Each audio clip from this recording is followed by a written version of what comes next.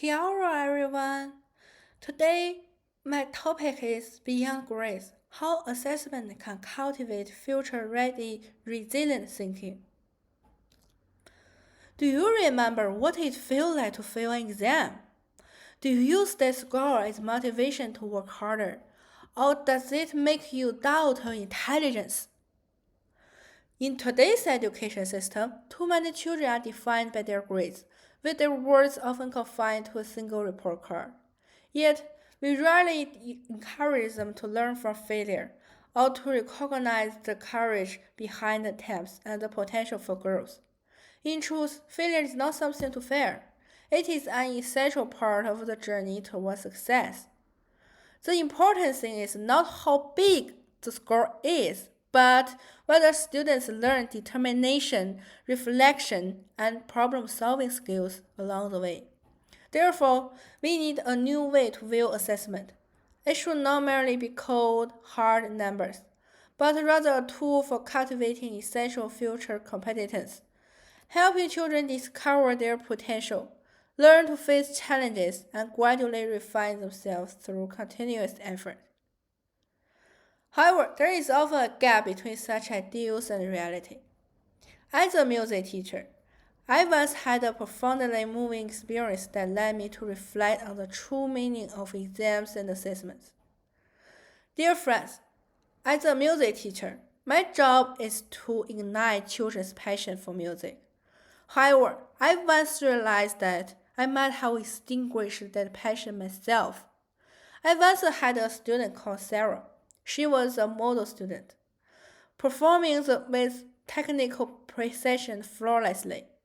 After a crucial music exam, she unsurprisingly gets the highest score. Excellent. However, instead of being overjoyed, she quietly approached me and said, Teacher, the exam is over. I don't think I will ever want to touch this piece again. The excellent rating wasn't a badge of honor for her. It was the exhaustion of relief, a musical full stop. The same day, another student sought me out. She adored music and her eyes always sparkled with passion. Although her technical foundation was shaky, her performance was full of emotion, but inevitably contained flaws. Following the grading criteria, I awarded her a B. When she saw the grade, her light in her eyes dimmed instantly. She whispered, Teacher, do I do I really have no talent? That B feel like a verdict condemning her passion, rather than providing guidance in the future. Two students in one day, one excellent, one good. Is our meticulously designed assessment system totally cultivating musicians or stifying them?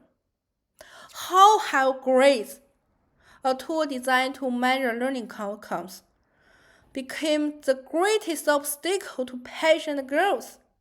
Today, I would like to discuss this issue with you all.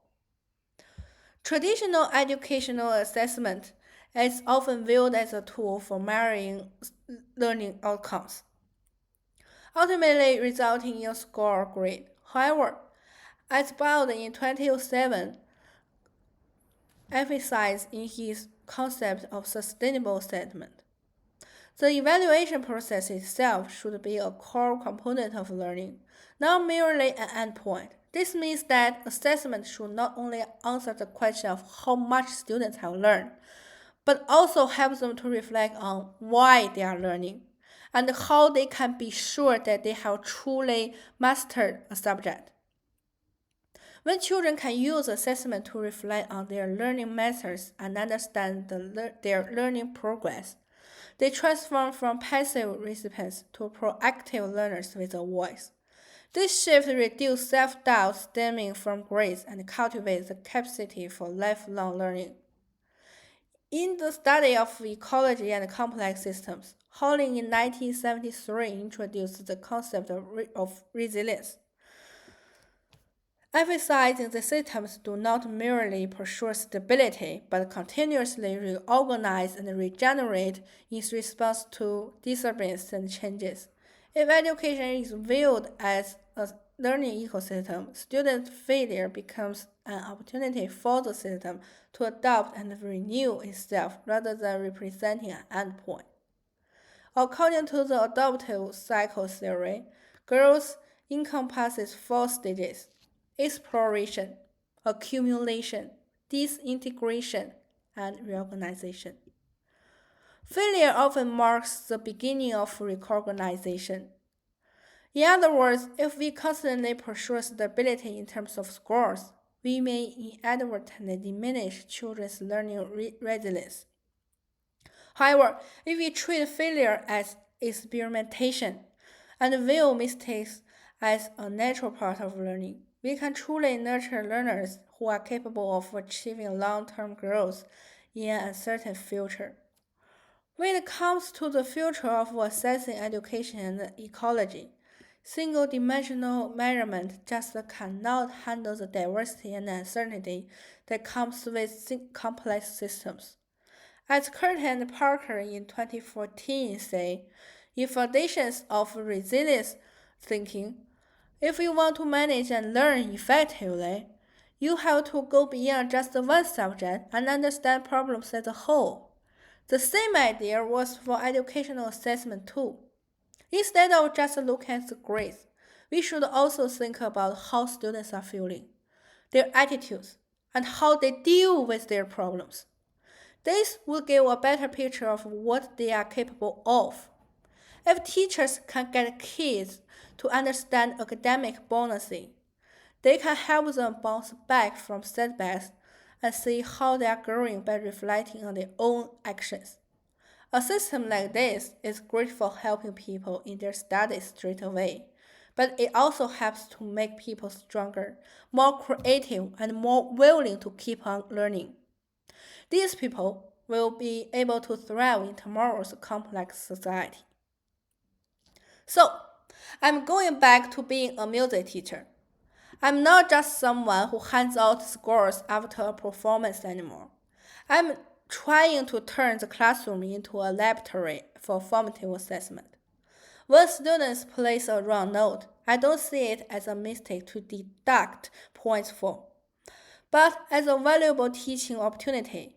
We take a moment to figure out why the note was missed. Is it about the rhythm, the fingers, or the understanding? We set ourselves little improvement goals and then test them out in the next practice session.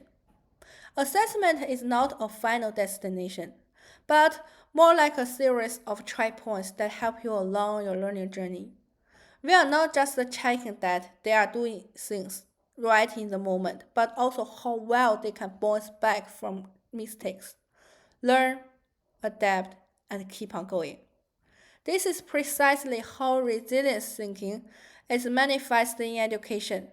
Rather than attempting to eliminate distractions and mistakes from learning, we now design an assessment system that enables students to learn from these distractions and mistakes, thereby growing stronger.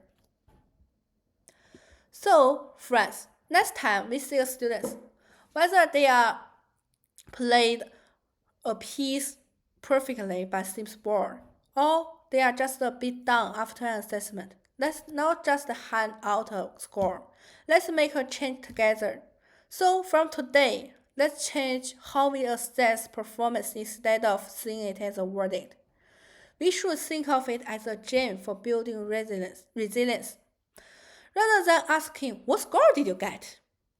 We should be asking, what challenges did you overcome today? Or what did you learn from this attempt?